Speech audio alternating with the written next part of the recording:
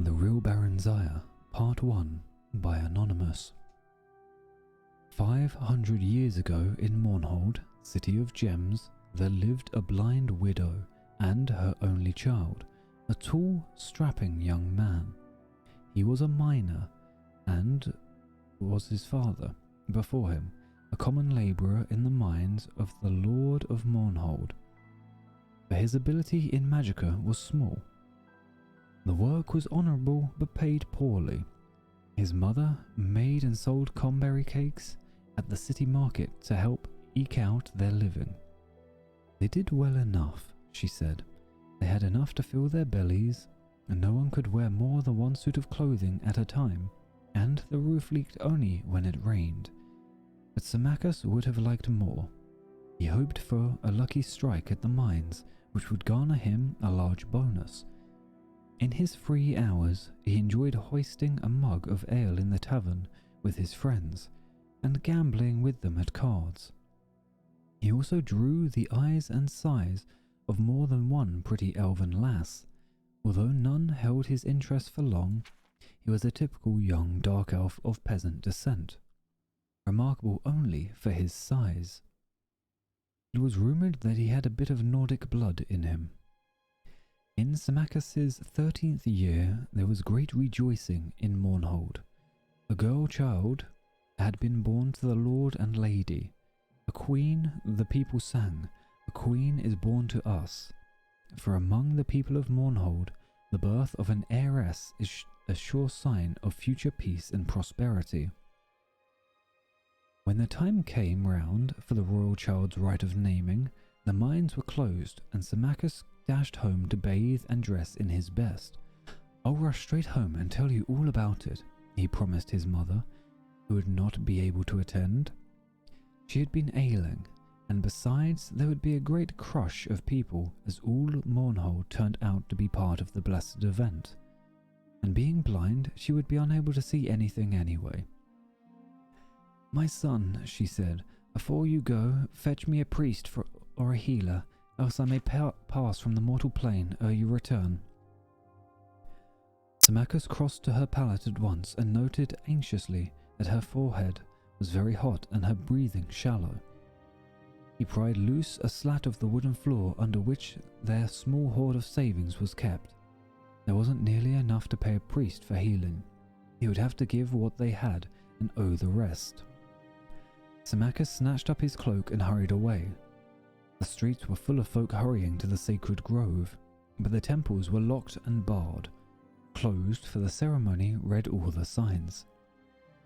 Symmachus elbowed his way through the mob and managed to overtake a brown-robed priest. "After the rite, brother," the priest said. "If you have gold, I shall gladly attend to your mother. My lord has bidden all clerics attend, and I, for one, have no wish to offend him." "My mother's desperately ill," Symmachus pled. "Surely my lord will not miss one lowly priest." "True, but the archcanon will," the priest said nervously, tearing his robe loose from Symmachus's desperate grip and vanishing into the crowd. Symmachus tried other priests, and even a few mages. But with no better result, armoured guards marched through the street and pushed him aside with their lances, and Symmachus realized that the royal procession was approaching. As the carriage bearing the city's rulers drew abreast, Symmachus rushed out from the crowd and shouted, my lord, my mother's dying." "I forbid her to do so on this glorious night," the lord shouted, laughing and scattering coin into the throng. Symmachus was close enough to smell wine on the royal breath. On the other side of the carriage, his lady clutched the babe to her breast and stared slit-eyed at Symmachus, her nostrils flared in disdain. "Guards," she cried, "remove this oaf." Rough hands seized Symmachus. He was beaten and left dazed by the side of the road. Symmachus, head aching, followed in the wake of the crowd and witnessed the rite of naming from the top of a hill. He could see the brown-robed clerics and blue-robed mages gathered near the high-born folk far below. Barenziah. The name came dimly to Symmachus's ears as the high priest lifted the swaddled babe and proffered her to the twin moons on either side of the horizon, Joan rising, Jode setting. Behold the Lady Barenziah, born to the land of Mournhold. Grant her thy blessings and thy counsel, ye kind gods, that she may ever rule over Mournhold, its ken and its will, its kith and its ilk. Bless her, and all the people intoned along with their lord and lady, hands upraised. Only Symmachus stood silent, head bowed, knowing in his heart that his dear mother was gone. And in silence he swore a mighty oath, that he should be his lord's bane, and in vengeance for his mother's needless death, the child Barenziah he should have for his own bride, and that his mother's grandchildren should be born to rule over Mournhold. After the ceremony, he watched impassively as the royal procession returned to the palace.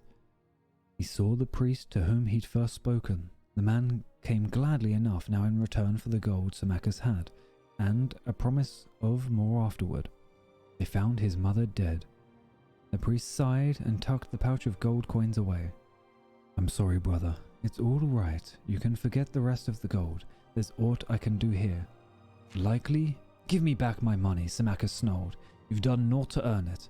He lifted his right arm threateningly. The priest backed away, about to utter a curse, but Symmachus struck him across the face before more than 3 words had left his mouth. He went down heavily, striking his head sharply on one of the stones that formed the fire pit. He died instantly. Symmachus snatched up the gold and fled the city. As he ran, he muttered one word over and over, like a sorcerer's chant. "Barenziah," he said. "Barenziah, Barenziah." Barenziah stood on one of the balconies of the palace, staring down into the courtyard where soldiers milled, dazzling in their armour. Presently they formed into ordered ranks and cheered as her parents, the lord and lady, emerged from the palace, clad from head to toe in ebony armour. Long purple-dyed fur cloaks flowing behind. Splendidly caparisoned, shining black horses were brought to them, and they mounted and rode to the courtyard gates and turned to salute her. "Barenziah," they cried. "Barenziah, our loved, farewell." The little girl blinked back tears and waved one hand bravely. A favourite stuffed animal, a grey wolf cub she called Wolfen, clutched to her breast with the other. She had never been parted from her parents before and had no idea what it meant, save that there was war in the west, and the name Tiber Septim was on everyone's lips, spoken in hate and dread. "Barenziah," the soldiers cried, lifting their lances and swords and bows. Then her dear parents turned and rode away, knights trailing them in their wake, until the courtyard was nearly emptied. Some time after came a day when Barenziah was shaken awake by her nurse, dressed hurriedly and borne from the palace. All she could remember of that dreadful time was seeing a huge shadow with burning eyes filling the sky. She was passed from hand to hand. Foreign soldiers appeared, disappeared, and sometimes reappeared. Her nurse vanished and was replaced by strangers, some more strange than others. There were days, or it may have been weeks, of travel. One morning she awoke to step out of the coach into a cold place with a large grey stone castle amid empty, endless grey-green hills covered patchily with grey-white snow. She clutched Wolfen to her breast in both hands and stood blinking and shivering in the grey dawn. Feeling very small and very dark in all this endless space, this endless grey-white space. She and Hannah, a brown-skinned, black-haired maid who had been travelling with her for several days, went inside the keep.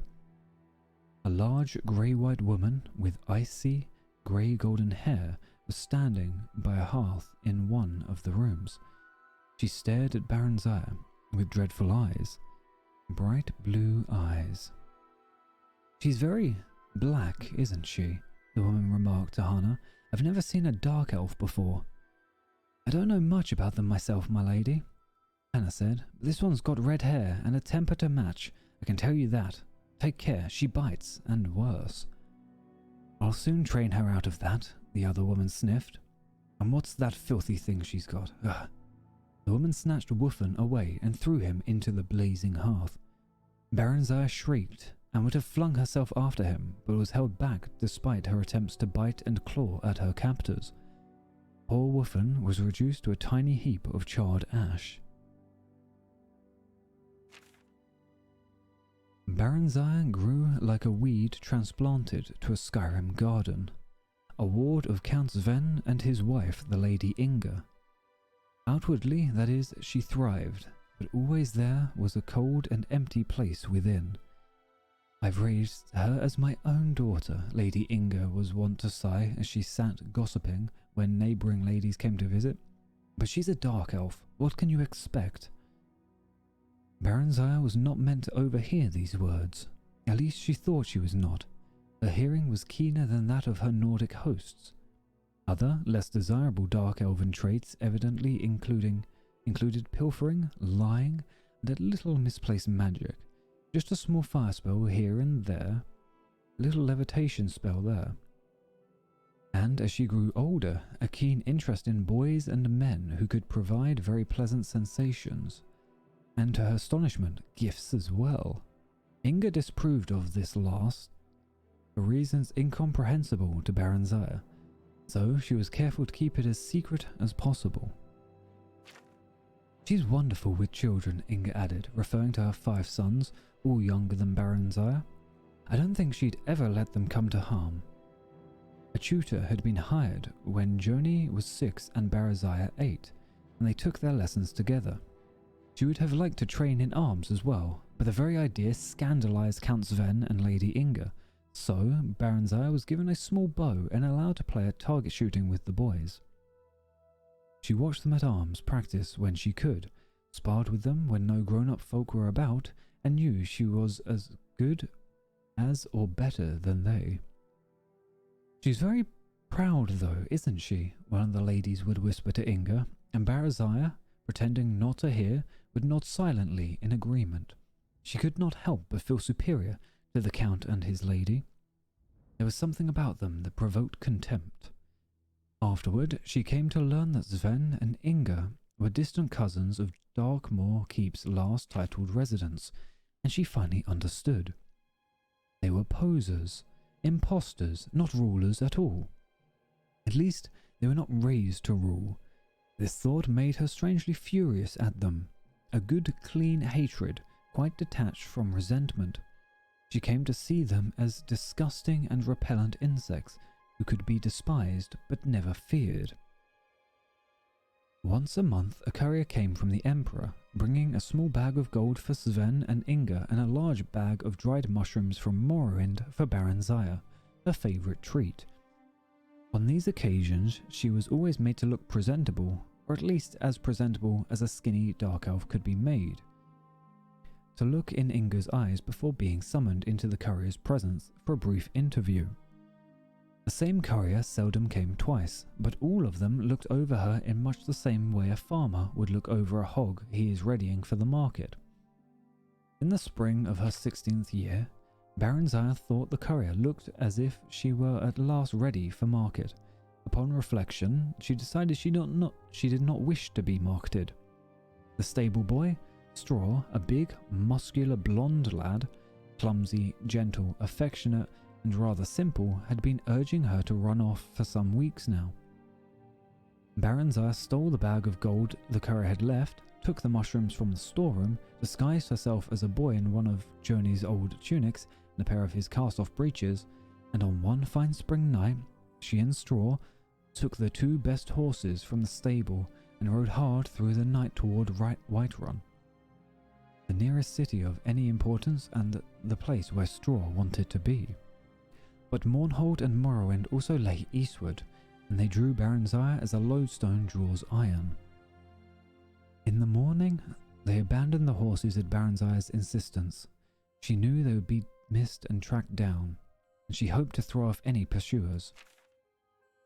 They continued on foot until late afternoon, keeping to side roads, and slept for several hours in an abandoned hut. They went on at dusk and came to Whiterun city gates just before dawn. Barenziah had prepared a pass of sorts for Straw, a makeshift document stating an errand to a temple in the city for a local village lord. She herself glided over the wall with the help of a levitation spell. She had reasoned correctly, as it turned out that by now the gate guards would have been alerted to keep eye out for a young, dark elven girl and a Nordic boy travelling together. On the other hand, unaccompanied country yokels like Straw were a common enough sight. Alone and with papers, it was unlikely that he would draw attention. Her simple plan went smoothly. She met Straw at the temple, which was not far from the gate. She had been to Whiterun on a few previous occasions. Straw, however, had never been more than a few miles from Sven's estate, which was his birthplace. Together, they made their way to a run-down inn in the poorer quarters of Whiterun.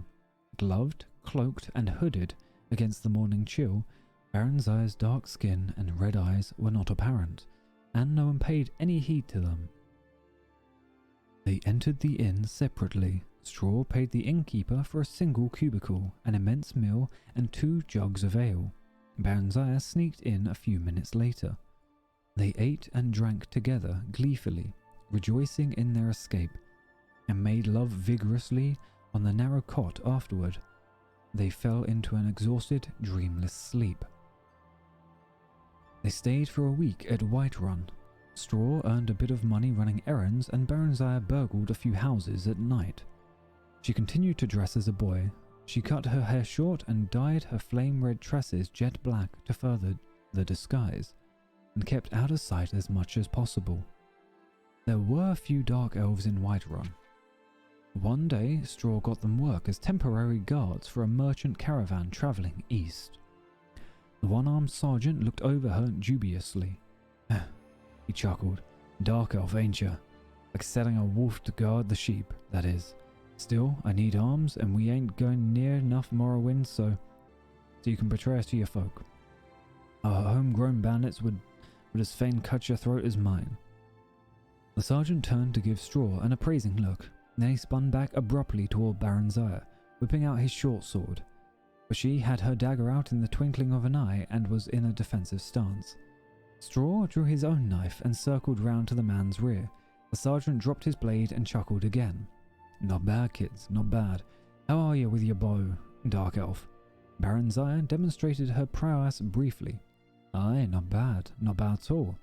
And you'll be keen of eye by night.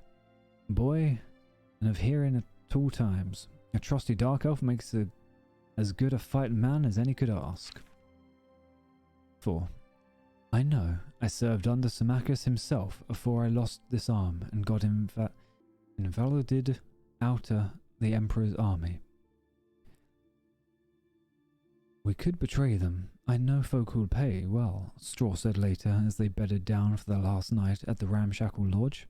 "Or rob them ourselves. They're very rich, those merchants are, Barry." Barenziah laughed. "Whatever would we do with so much money? Besides, we need their protection for travelling quite as much as they need ours. We could buy a little farm, you and me, Barry, and settle down all nice like." "Peasant," Barenziah thought scornfully. Straw was a peasant and harboured nothing but peasant dreams, but all she said was, "Not here, Straw. We're too close to Darkmoor still. We'll have other chances farther east." The caravan went only as far as east as Sungard. The Emperor, Tiber Septim I, had done much in the way of building relatively safe and regularly patrolled highways, but the tolls were steep, and this particular caravan kept the side roads as much as possible to avoid them. This exposed them to the hazards of wayside robbers, both human and orcish, and roving brigand bands of various races. But such were the perils of trade and profit. They had 2 such encounters before reaching Sungard. An ambush which Barenziah's keen ears warned them of in plenty of time for them to circle about and surprise the lurkers, and a night attack by a mixed band of Khajiit, humans and wood elves. The latter were a skilled band, and even Barenziah did not hear them sneaking up in time to give much warning. This time the fighting was fierce. The attackers were driven off, but 2 of the caravan's other guards were slain, and Straw got a nasty cut on his thigh before he and Barenziah managed to gash his Khajiit assailant's throat. Barenziah rather enjoyed the life. The garrulous sergeant had taken a liking to her, and she spent most of her evening sitting around the campfire listening to his tales of campaigning in Morrowind with Tiber Septim and General Symmachus. This Symmachus had been made general after Mournhold fell. The sergeant said, "He's a fine soldier. Boy, Symmachus is. There was more in soldiery involved than Morrowind business, if you take my meaning. But, well, you know all about that, I suspect." No, I don't remember," Barenziah said, trying to sound nonchalant. "I've lived most of my life in Skyrim. My mother married a Skyrim man. They're both dead.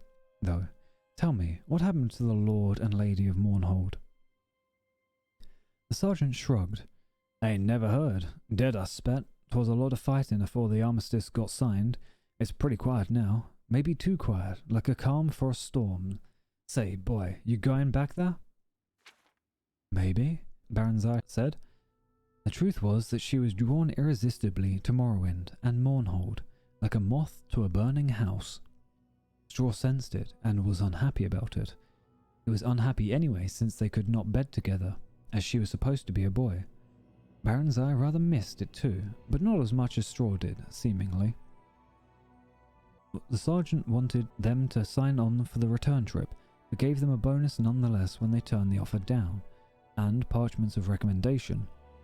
Straw wanted to settle down permanently in his sun guard, but Barenziah insisted on continuing their travels east. "I'm the Queen of Mournhold by rights," she said, unsure whether it was true, or was it just a daydream she had made up as a lost, bewildered child. "I want to go home. I need to go home." That at least was true. After a few weeks, they managed to get places in another caravan heading east. By early winter, they were at Riften and nearing the Morrowind border. But the weather had grown severe as the days passed, and they were told no merchant caravans would be setting forth till mid-spring. Barenziah stood on top of the city walls and stared across the deep gorge that separated Riften from the snow-clad mountain wall guarding Morrowind beyond. "Berry," Straw said gently, "Mournhold's a long way off yet, nearly as far as we've come already, and the lands between are wild, full of wolves and bandits and orcs and still worse creatures. We'll have to wait for spring." "The Silgrod Tower," Berry said, referring to the dark elven township that had grown up around an ancient minaret guarding the border between Skyrim and Morrowind. "The bridge guard won't let me cross, Berry. They're crack Imperial troops. They can't be bribed. If you go alone. I won't try and stop you, but what will you do? Silgrod Tower is full of Imperial soldiers. You become a washing woman for them, or a camp follower?" "No," Barenziah said slowly, thoughtfully. Actually, the idea was not entirely unappealing. She was sure she could earn a modest living by sleeping with the soldiers. She'd had a few adventures of that sort as they crossed Skyrim, when she dressed as a woman and slipped away from Straw. She'd only been looking for a bit of variety. Straw was sweet but dull. She'd been startled but extremely pleased when the men she picked up offered her money afterward. Straw had been unhappy about it, though, and would shout for a while, then sulk for days.